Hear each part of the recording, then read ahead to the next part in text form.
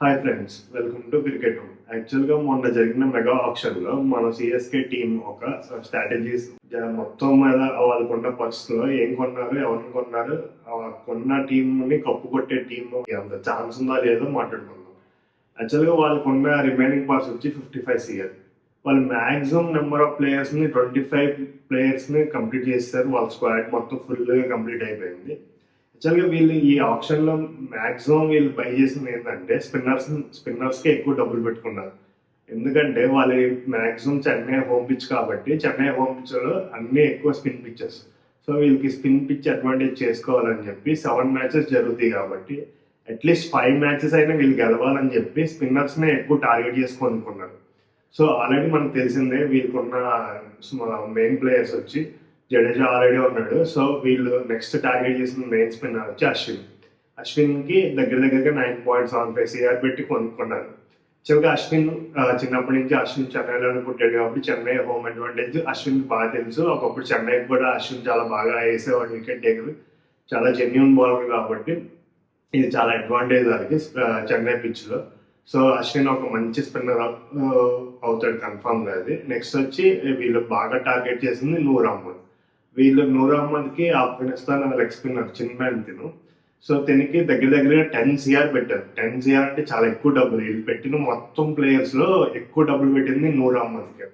So తిను కూడా spinner, మనకు ఆల్రెడీ తెలుసు. కిందసారి గుజరాత్ టైటన్స్ వేసేవాడు. రషీద్ ఖాన్తో పాటు నూర్ అహ్మద్ కూడా బాగా వేసేవాడు. సో మళ్ళీ వీళ్ళు అందర్ franchise like Texas super Kings లో నూర్ అహ్మద్ ఆడేవాడు. దాంట్లో చాలా మెయిన్ మొత్తం యూఎస్ఏ ప్రీమియర్ లీగ్ లో నూర్ అహ్మద్ హైయెస్ట్ వికెట్.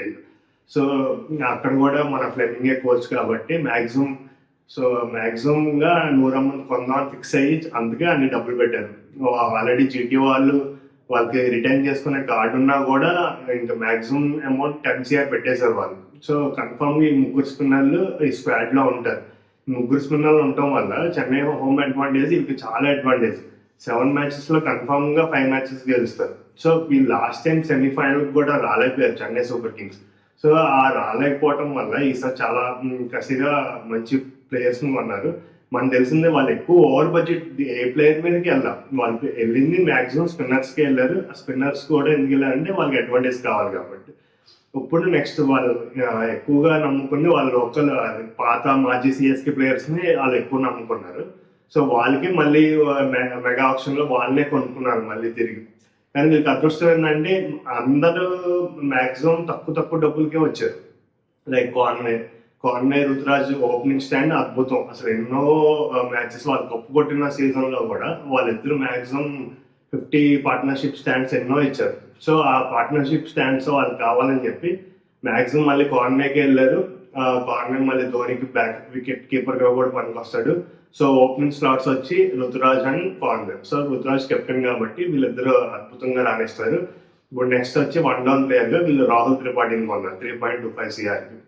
మన ఎస్ఆర్హెచ్ టీంలో ఎన్నో మ్యాచెస్ చూసాం. రాహుల్ త్రిపాఠి చాలా బాగా ఆడతాడు. పవర్ ప్లేలో ఒకవేళ వికెట్ పడినా కూడా తను వచ్చి అద్భుతంగా మ్యాచ్ ఆడే ఛాన్స్ చాలా ఉన్నాయి. సో రాహుల్ త్రిపాఠి కన్ఫర్మ్ గా ప్లేయింగ్ లెవెల్లో ఉంటారు.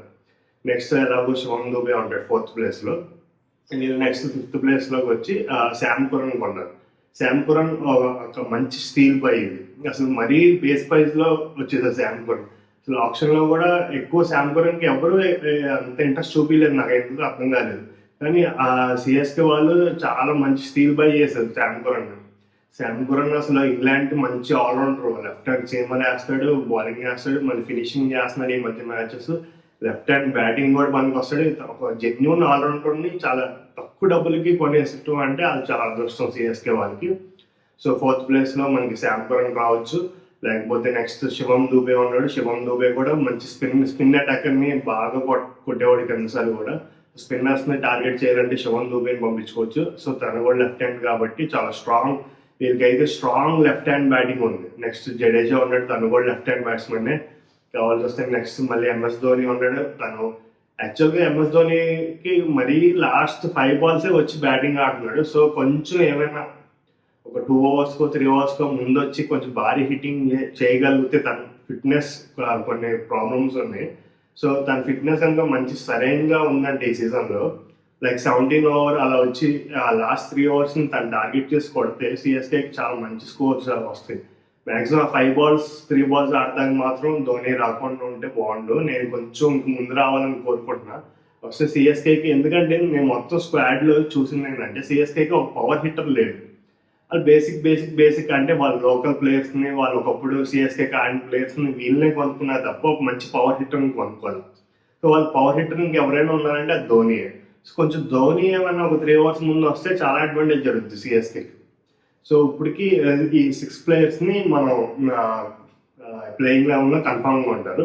నెక్స్ట్ రవిచంద్రన్ అశ్విన్ వస్తాడు, నెక్స్ట్ జడేజా వస్తాడు, నెక్స్ట్ ఇంకా వీళ్ళకి బౌలర్స్ని ఎవరుకున్నారంటే అన్షుల్ కాంబోజ్ అని ఒక అతను కొన్నారు. సో వీళ్ళు యాక్చువల్గా దీపక్ చహార్కి ఎన్నో ఇయర్స్గా పవర్ ప్లేలో ఫస్ట్ 3 ఓవర్స్ వేయడం అనేది చాలా ఆనందంగా జరిగేది. దీపక్ చహార్కి కూడా చాలా కష్టపడ్డారు. ముంబైను సిఎస్కే ఇద్దరు పోటాపోటీగా ఆప్షన్లో వాళ్ళు తలపడ్డారు, కానీ చివరిగా ఇంకా సిఎస్కే వాళ్ళ దగ్గర ఎక్కువ డబ్బులు లేక వదిలేసుకున్నారు దీపక్ చహార్ని. సో దీపక్ చహార్కి రీప్లేస్మెంట్గా అన్షుల్ కాంబోజ్ కొన్నారు. ఇంకా లెఫ్ట్ హ్యాండ్ సీమర్గా ఖలీల్ అహ్మద్ కొన్నారు. ఇంకా కావాల్సి వస్తే వీళ్ళకి ఎలాగో పతిరానా ఉన్నాడు. సో పతిరానా మ్యాక్సిమం 4 స్లాట్స్లో పతిరానా కన్ఫర్మ్గా ఉంటాడు.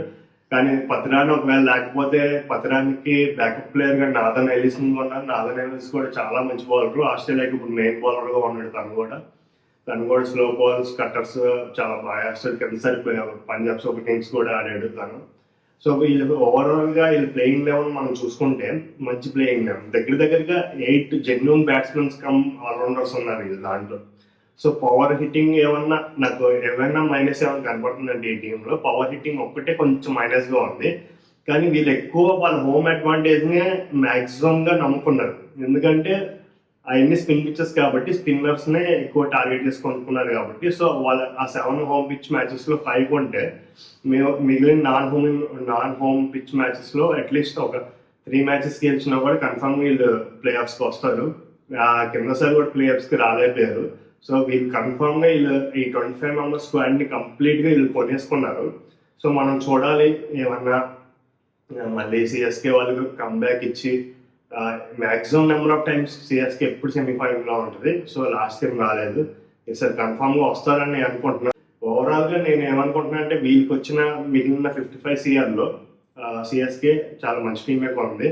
అండ్ వీళ్ళు కన్ఫామ్గా ప్లేయర్స్కి వస్తారని నేను అనుకుంటున్నా. చూద్దాం. నాకు తెలిసి ఓవరాల్గా సిఎస్కే ఇస్ ఎ మంచి team. This is the review. Thank you. Please subscribe to cricket.